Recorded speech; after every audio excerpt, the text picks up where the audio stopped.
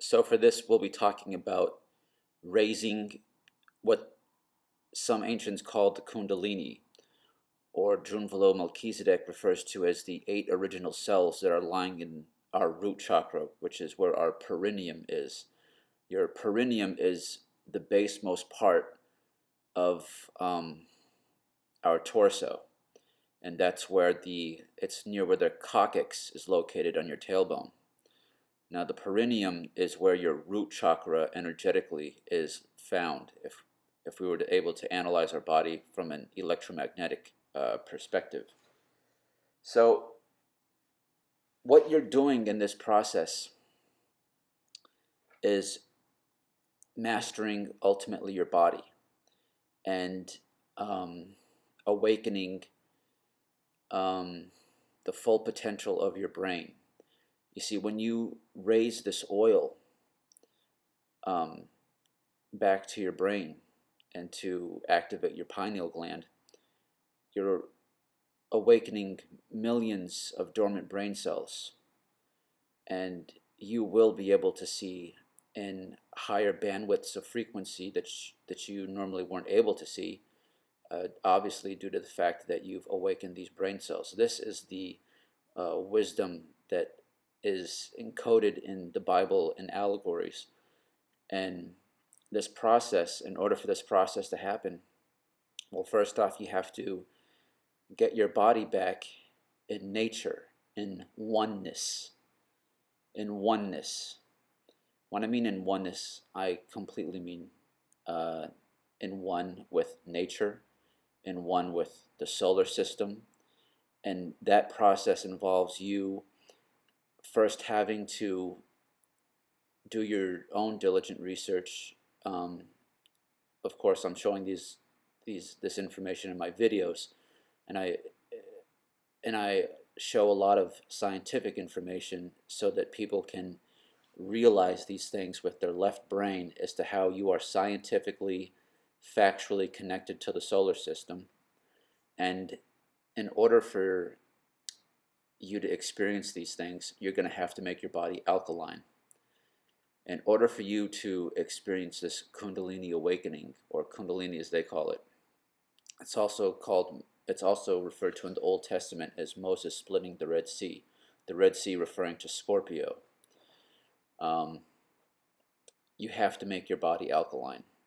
You have to conquer the 4 elements that govern our senses. Water, the element of water, refers to sex. Now, this is extremely important because in this process of the Red Sea, which is Scorpio, this is where you're raising that energy up from. You're bringing it from this base consciousness, this base aspect part of your body, up to your head. Now, the reason why this is called, Kundalini is referred to as female energy, because this is really referring to people who have not just lost in their senses, but also people who have an affliction with Venus, namely Venus in Scorpio. You see, Venus in Scorpio is now Shiva. That's now Astarte. And to conquer this aspect, well, you have to stop feeding them. In order for you to stop feeding them, you have to realize that Venus in Scorpio causes this over-sexual drive. And that's going to come through left brain activities by learning more about yourself and learning about astrology. Then obviously, you're going to want to conquer what you're eating, because what you're eating also affects your thought process as well and your overall energetic levels. And you're going to want to start eating alkaline foods, alkaline plant-based foods. So this is a quite a long process that involves you taking steps to bring order to yourself ultimately. And the process is encoded, the process that I used is encoded in in allegories of the Bible. So you're bringing this element of water up to your head, which is the element of air. So in order to do this, to really do this, first you want to look at your natal chart. And see, this is right hand path. This is called white magic, because this is right hand path magic, where we're learning about ourselves and our connection to our divine origins. And in order to do this, we have to also live in accordance with the laws that our Creator made us. So we have to look at our natal chart and find the appropriate religion that we are designed for. You see, there's in your ninth house, in the second deacon, that's where you'll find your faith. Another thing, not everyone will be able to do this. You do have to know astrology. You have to be aware of each planet's influence on you. And this is really a gift. This is a relationship. Because, to be honest, you're going to have to be chosen to experience these things on a level that I'm trying to hopefully have others bring to. There's an intellectual awakening, and then there's this spiritual awakening where you're actually having access to essentially higher dimensions, or the planetary planes of existence that exist above our plane, our Earth plane. And these planes, of course, are on a different bandwidth of frequency, obviously because they are composed of a different light. Now, in order to, first off, even traverse those spectrums of light, you have to make your body completely alkaline.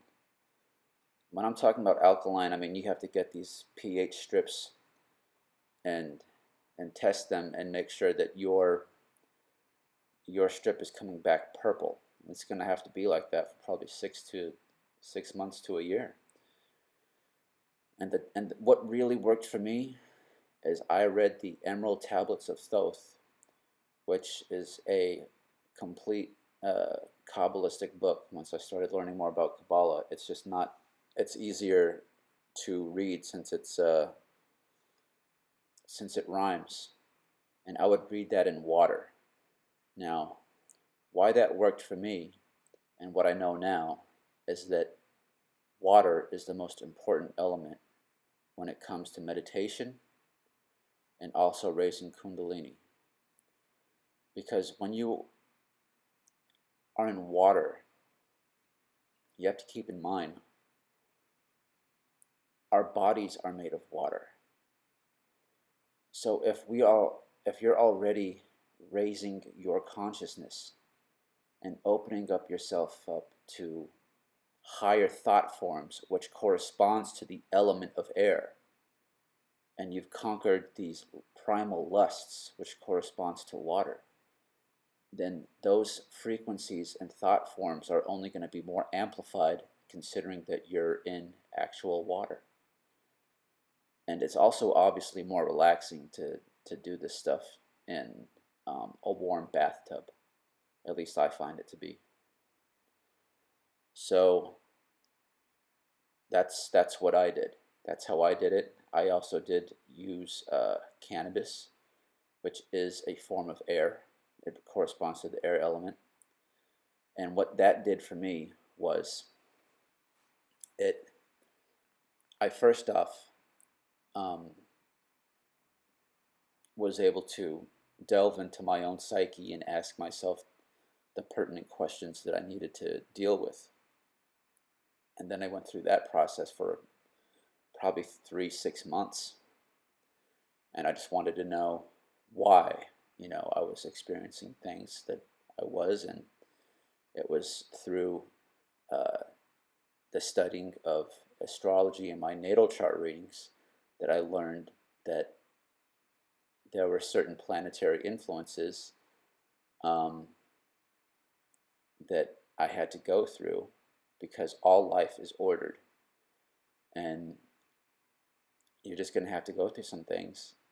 And but once I learned that, you accept it and you move on, and you want to learn how to move more harmoniously with this relationship, because that's what this is about. This is about learning to live harmoniously with our environment and ourselves so that we can bypass a lot of these ill-aspected events in our lives that we have to deal with, because they're always going to be there unless you know how to bypass them. So that's how my left brain, for a long time, I had to learn all these things, um, and especially in relationship to my body, what my body was capable of. And then once all those scientific facts I was able to learn, it allowed more room for my right brain uh, to be open to these aspects of information. And then once that happened, through a lot of trial and error of learning to raise my my spinal energy, it did work. But I'll tell you guys, this didn't happen overnight. This this happened probably like in a 6-month process, and there's many ways that I did this. For starters, you don't want to orgasm. You want to save this energy. And one method I did was I would masturbate, but I did not orgasm. And what I would do is right when I was feeling the orgasm coming, I'd stop. You start catching your breath, and right when you get those electrical charges going up your back, you want to imagine those charges uh, moving up your head.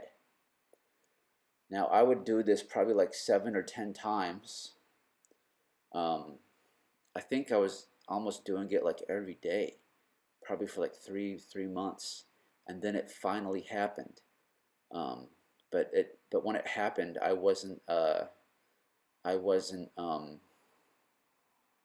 wasn't doing that process. I was just sitting in the bathtub, reading the emerald tablets of Thoth in the water, and that's how it happened for me. I would always, smoke a little joint, sit in the bathtub, and I would read this. I would read that. I would read the book and just imagine this voice speaking to me. That's how I did it. Now, there's so many ways that people have been doing this. So it's hard for me to just say there's one method, but ultimately you want to balance your brain spheres, your brain hemispheres, and make your body alkaline, and learn as much as you can about yourself. And with that, I'll leave you guys to what started me down this path, and that is from the book The God Man, The Word Made Flesh by George W. Carey.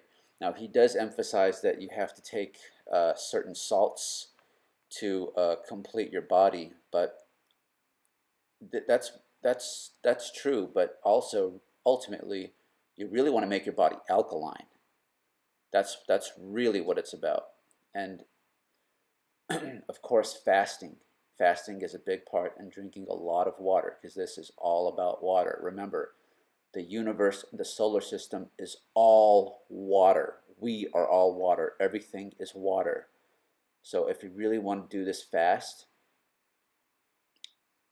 for 40 days, drink nothing but water. Of course, stimulate yourself, but don't orgasm, don't climax, and practice your electrical spinal charges when it feels like you're going to orgasm. Just imagine that it's reaching your head and opening the top of your head, your crown chakra. and your body will start to respond. But it takes a while, guys. So, all right. So I'll leave you to it. From this, I'll be reading from George W. Carey's God Man, the Word Made Flesh.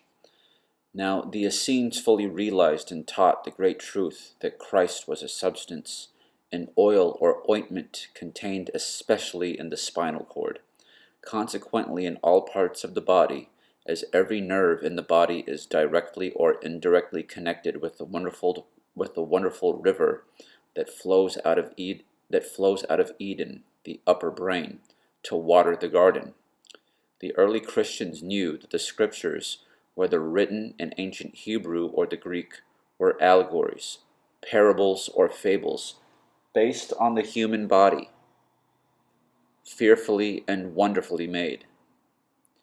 These adepts knew that the secretion, the gray matter, which issues from the cerebrum, was the source and cause of the physical expression called man, and they knew that the river of Jordan was symbolized in the spinal cord, and that the Dead Sea was used to symbolize the sacred plexus at the base of the spinal column, where the Jordan, the spinal cord, ends, typifying the entrance of Jordan into the Dead Sea.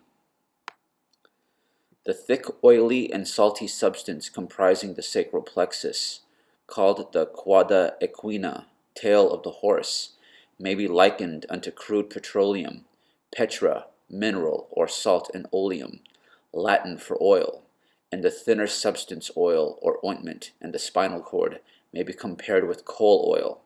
And when this oil is carried up and crosses the Ida and Pingala, the two fluid nerves that end in a cross and medulla oblongata, where it contacts the cerebellum, also known as Golgotha, the place of the skull. This fluid is refined as coal oil is refined to produce gasoline, a higher rate of motion that causes the ascension of the airship. When the oil or ointment is crucified, to crucify means to increase in power 1,000-fold, not to kill. It remains 2 days and a half, the moon's period in a sign, and the tome, the cerebellum, and on the third day it ascends to the pineal gland that connects to the cerebellum with the optic thalamus, the central eye, and the throne of God. That is the chamber overtopped by the hollow or halo caused by the curve of the cerebrum, the most high of the body, which is the temple of the living God, the living vital substance which is the precipitation of the breath of life, breathed into man, therefore the holy or whole ghost or breath. The pineal gland is the pinnacle of the temple, the modus operandi by which the oil of the spinal cord reaches the pineal gland is described in what follows. There is no name under heaven whereby ye may be saved, except Jesus Christed, and then crucified. That's the correct rendering of the Greek text. Every 29½ days, when the moon is in the sign of the zodiac that the sun was in at the birth of the native, meaning you, the viewer, there is a seed or a psychophysical germ born in the solar plexus, and this seed is taken up by the nerves or branches of the pneumogastric nerve, and becomes the fruit of the tree of life, or the tree of good and evil. Good if saved and cast upon the waters, the circulation to reach your pineal gland, and evil if eaten or consumed in sexual expression, the physical plane, or by alcoholic drinks, or gluttony that causes ferment, acid, and even alcohol in intestinal tract. Thus, no drunkard can inherit the kingdom of heaven, for acids and alcohol cut or chemically split the oil that unites with the mineral salts in the body, and thus produces the monthly seed.